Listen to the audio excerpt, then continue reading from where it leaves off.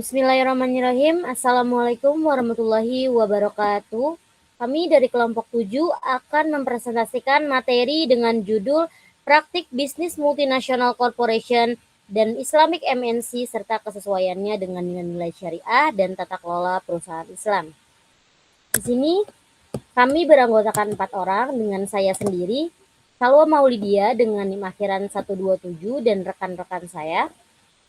Saya Nurul Kamila dengan akhiran NIM 125. Saya Jilan Fairuz Nur Firdaus dengan NIM akhir 131. Saya Novia Sitaya Mawati dengan NIM akhir 138.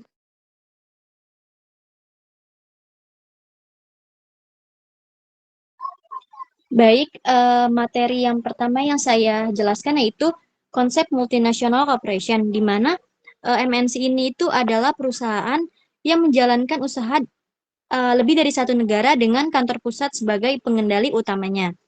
Nah, di sini itu MNC berkembang untuk memperluas pasar, meningkatkan keuntungan, dan menciptakan efisiensi produksi maupun distribusinya. Nah, ekspansi internasional juga bisa membantu perusahaan itu memperkuat daya saing melalui pemanfaatan peluang ekonomi global. Nah, dalam ekonomi global ini, MNC itu berperan mendorong investasi asing, perdagangan internasional, dan transfer teknologi antar negara. Nah, kehadiran MNC ini juga membentuk jaringan produksi global yang saling terhubung. Namun, MNC ini memiliki dampak positif maupun dampak negatifnya. MNC dapat menciptakan lapangan kerja dan mendorong pertumbuhan industri, tetapi MNC ini juga dapat menyebabkan dominasi pasar serta ketergantungan negara berkembang terhadap modal asing. Next. Baik, di sini ada 8 karakteristik dari MNC. Yang pertama, MNC ini beroperasi di lebih dari satu negara. Yang kedua, memiliki kantor pusat yang mengendalikan strategi global. Yang ketiga itu memiliki anak perusahaan, cabang, atau afiliasi internasional. Yang keempat itu memiliki skala modal dan aset yang besar. Yang kelima itu berorientasi pada pasar internasional. Yang keenam itu mampu memindahkan sumber daya lintas negara. Yang ketujuh menggunakan teknologi dan manajemen modern. Dan karakteristik MNC terakhir itu memiliki pengaruh ekonomi dan politik di negara tuan rumah. Oke, baik. Di sini ada tipologi multinational corporation yang dimana yang pertama itu ada MNC multidomestik. Nah, MNC multidomestik ini menyesuaikan produk dan strategi dengan kondisi lokal tiap negara sehingga cabang memiliki otonomi yang cukup besar. Kelebihannya itu fleksibel terhadap pasar, sedangkan kelemahannya itu biaya operasionalnya lebih tinggi. Nah, yang kedua itu ada MNC global, yang dimana MNC global ini merupakan standarisasi produk dan strategi di seluruh negara dengan keputusan terpusat di kantor pusat. MNC global ini mempunyai kelebihan yaitu efisiensi dan merek konsisten, dan juga kekurangannya itu peka terhadap kondisi lokal. Yang ketiga itu ada MNC transnasional, di mana MNC transnasional ini menggabungkan standarisasi global dan penyesuaian lokal melalui jaringan internasional yang saling terhubung. Nah, kelebihan dari MNC transnasional ini fleksibel dan efisien, namun mempunyai kekurangan yaitu koordinasinya itu lebih rumit. Nah, yang keempat itu multinational corporation internasional, yang dimana MNC internasional ini memperluas usaha ke luar negeri tetapi masih bergantung pada kantor pusat. Kelebihannya mudah berkembang ke pasar luar negeri tetapi kurang menyesuaikan kebutuhan lokal. Baik, selanjutnya adalah Islamic Multinational Corporation atau Islamic MNC, di mana Islamic MNC ini merupakan perusahaan multinasional yang menjalankan aktivitas bisnisnya dengan lintas negara dengan menerapkan prinsip-prinsip syariah Islam dalam operasional, pengelolaan maupun pengambilan keputusan bisnis. Nah, konsep ini itu lahir sebagai respon terhadap perkembangan ekonomi global yang menuntut perusahaan tidak hanya unggul secara ekonomi, tetapi juga memiliki etika dan moral dalam menjalankan usahanya.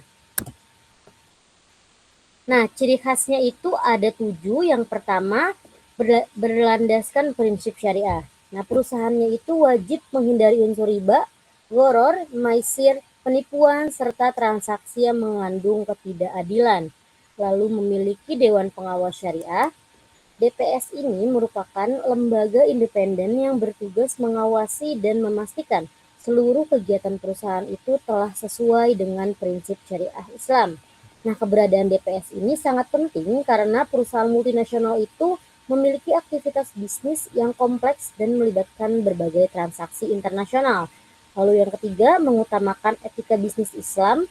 Islamic MNC ini menjadikan etika bisnis Islam sebagai dasar utama dalam menjalankan aktivitas usaha dalam Islam. Bisnis itu tidak hanya dipandang sebagai kegiatan ekonomi untuk memperoleh keuntungan, tetapi juga sebagai bentuk tanggung jawab moral dan ibadah pada Allah Subhanahu wa taala. Lalu yang keempat, berorientasi pada keseimbangan profit dan kemaslahatan.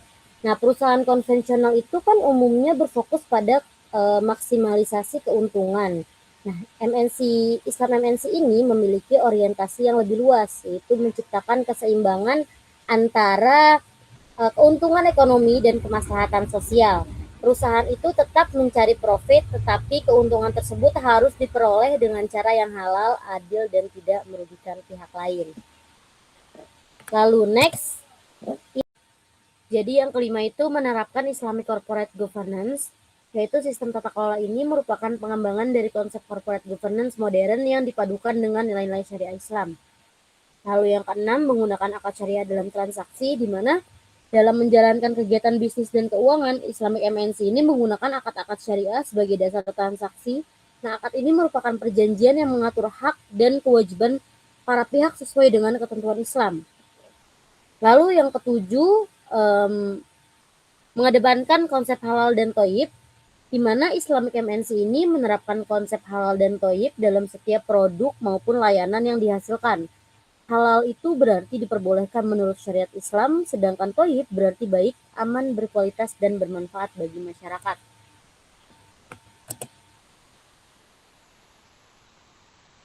Nah, kita masuk ke dalam contoh-contoh contoh Global Islamic Multinational Corporation. Yang pertama itu ada Al-Rajhi Bank, di mana Al-Rajhi Bank ini merupakan salah satu bank syariah terbesar di dunia yang berasal dari Arab Saudi. Bank ini didirikan pada tahun 1957 dan berkembang menjadi perusahaan multinasional yang memiliki jejaring internasional di berbagai negara, seperti Malaysia, Kuwait, dan Yordania. Nah, Al-Rajhi Bank ini memiliki DPS yang bertugas mengawasi seluruh aktivitas perusahaan agar tetap sesuai dengan hukum Islam. Dewan Syariah berperan penting dalam memastikan bahwa seluruh produk dan transaksi ini bebas dari unsur maghrib, riba, gharar, dan maisir. Lalu selanjutnya itu ada SIM Islamic, di mana SIM Islamic ini merupakan anak perusahaan dari SIM Group Holding Berhad yang berbasis di Malaysia dan bergerak di bidang perbankan serta keuangan syariah internasional. Nah, sebagai Islamic MNC, SIM Islamic ini menyediakan berbagai produk dan layanan berbasis syariah seperti tabungan syariah, pembiayaan rumah, pembiayaan kendaraan, investasi syariah, serta layanan korporasi. Lalu selanjutnya itu ada Al-Rajhi Bank. Al-Rajhi Bank ini merupakan salah satu bank syariah terbesar di dunia yang berasal dari Arab Saudi. Bank ini didirikan pada tahun 1957 dan berkembang menjadi perusahaan multinasional yang memiliki jejaring internasional di berbagai negara, seperti Malaysia, Kuwait, dan Yordania. Nah, Al-Rajhi Bank ini memiliki Dewan Syariah yang bertugas mengawasi seluruh aktivitas perusahaan agar tetap sesuai dengan hukum Islam. Dewan Syariah ini berperan penting dalam memastikan bahwa seluruh produk dan transaksi bank ini bebas dari unsur riba, gharar, dan maisir. Lalu ada Bank Muamalat Malaysia. Nah, Bank Muamalat Malaysia ini didirikan pada tahun 1999 dan berkembang menjadi salah satu institusi keuangan Islam yang memiliki hubungan bisnis internasional dengan berbagai negara. Nah, Bank Muamalat Malaysia ini menerapkan prinsip transparansi, keadilan, dan akuntabilitas dalam tata kelola perusahaan. Bank ini memiliki Dewan Pengawas Syariah yang bertugas untuk memastikan seluruh produk, layanan, dan kebajikan perusahaan itu telah sesuai dengan ketentuan syariah. Baik, selanjutnya yaitu Islamic Corporate Governance dalam DPS dalam konteks internasional. Nah, dalam Islamic Corporate Governance, Dewan Pengawas Syariah atau Syariah Supervisor Board berfungsi memastikan kepatuhan lembaga keuangan terhadap prinsip syariah. Nah, DPS itu berperan dalam fatwa, pengawasan, audit, dan pelaporan syariah dengan acuan standar internasional seperti AAOIV dan IFSB. Dan di beberapa negara seperti Malaysia dan Bahrain, DPS ini sudah memiliki sistem yang kuat. Namun masih terdapat tantangan seperti perbedaan fatwa dan isu independensi. Next.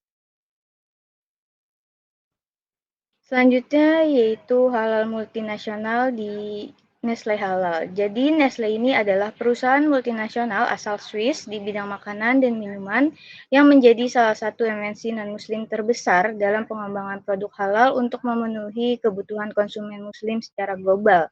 Nah, di sini ada beberapa strategi halal dari Nestle. Yang pertama, Global Halal Center of Excellence di Malaysia sebagai pusat pengembangan halal. Yang kedua, penggunaan bahan baku bersertifikat halal dengan sistem traceability. Yang ketiga, pengawasan ketat seluruh rantai pasok untuk mencegah kontaminasi non-halal. Yang keempat, kerjasama dengan lembaga sertifikasi halal internasional. Yang kelima, audit internal berkala untuk memastikan kepatuhan standar halal. Dan yang terakhir, ekspor produk halal ke lebih dari 50 negara. Selanjutnya yaitu halal multinasional di Unilever Halal. Jadi Unilever ini adalah perusahaan multinasional Inggris Belanda di sektor produksi konsumsi seperti makanan, minuman, kosmetik, dan juga kebutuhan rumah tangga yang menjadikan halal sebagai strategi untuk memperluas pasar global terutama di negara mayoritas muslim. Nah, Unilever ini memiliki beberapa strategi halal. Yang pertama, Muslim Center of Excellence di Indonesia sebagai pusat pengembangan produk halal. Yang kedua, penggunaan bahan baku sesuai standar halal dan aman dikonsumsi. Yang ketiga, pemisahan fasilitas produksi antara produk halal dan produk yang non-halal. Yang keempat, pengurusan sertifikasi halal sesuai regulasi di setiap negara. Yang kelima, penguatan label halal sebagai strategi branding dan kepercayaan konsumen. Dan yang terakhir, edukasi pasar tentang pentingnya produk halal dan standar keamanannya.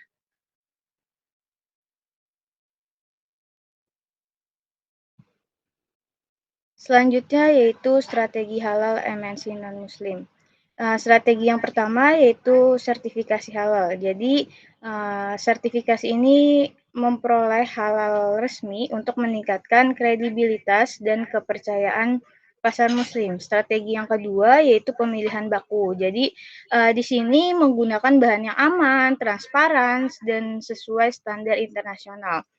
Yang ketiga yaitu strategi pemisahan produksi, yaitu memisahkan jalur produksi halal dan non-halal untuk menghindari kontaminasi silang.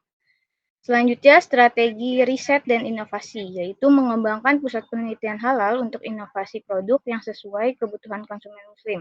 Selanjutnya, strategi branding halal, yaitu menggunakan label halal sebagai strategi pemasaran global dan diferensiasi produk.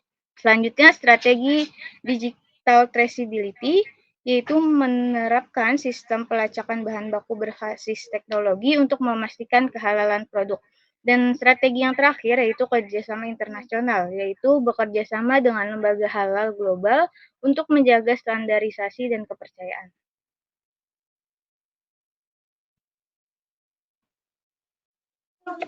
Baik, selanjutnya kita akan masuk ke transfer pricing, profit shifting, dan isu perpajakan MNC dalam perspektif keadilan Islam. Nah, jadi transfer pricing itu sebenarnya cara perusahaan untuk menentukan harga saat mereka itu jual beli barang atau jasa dengan pihak yang masih satu grup atau perusahaan sendiri. Contoh misalnya perusahaan A di Indonesia itu jual barang ke anak perusahaannya di Singapura. Nah, harga yang dipakai itu disebut transfer pricing.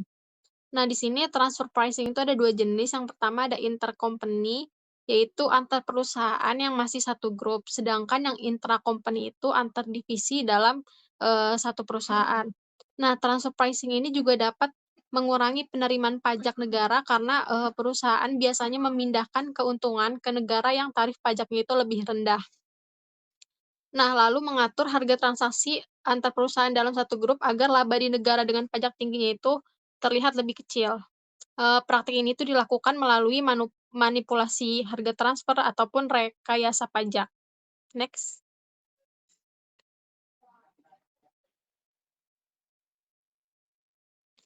Nah, meskipun sering dianggap, sebagai cara menghindari pajak, sebenarnya transfer pricing ini punya tujuan yang penting dalam operasional perusahaan multinasional.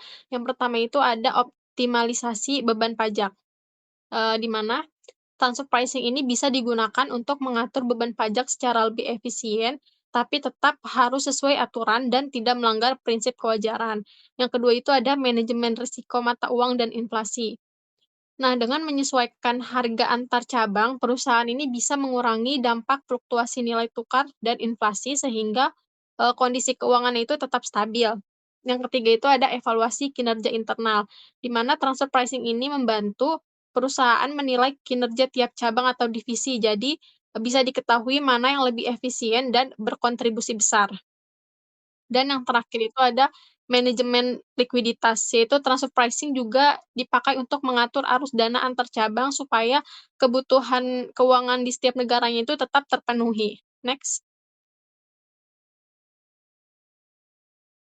Nah, kita masuk ke profit shifting, di mana profit shifting itu pengalihan laba ke negara atau yurisdiksi dengan tarif pajak rendah atau bahkan tanpa pajak. Jadi praktik ini tuh perusahaan memindahkan keuntungan ke negara yang tarif pajaknya lebih rendah supaya pajak yang dibayarnya itu lebih kecil. Nah, cara ini tuh biasanya dilakukan lewat transfer pricing, yaitu pengaturan harga transaksi antar perusahaan dalam, satu grup agar labanya itu bisa dialihkan ke negara yang lebih menguntungkan.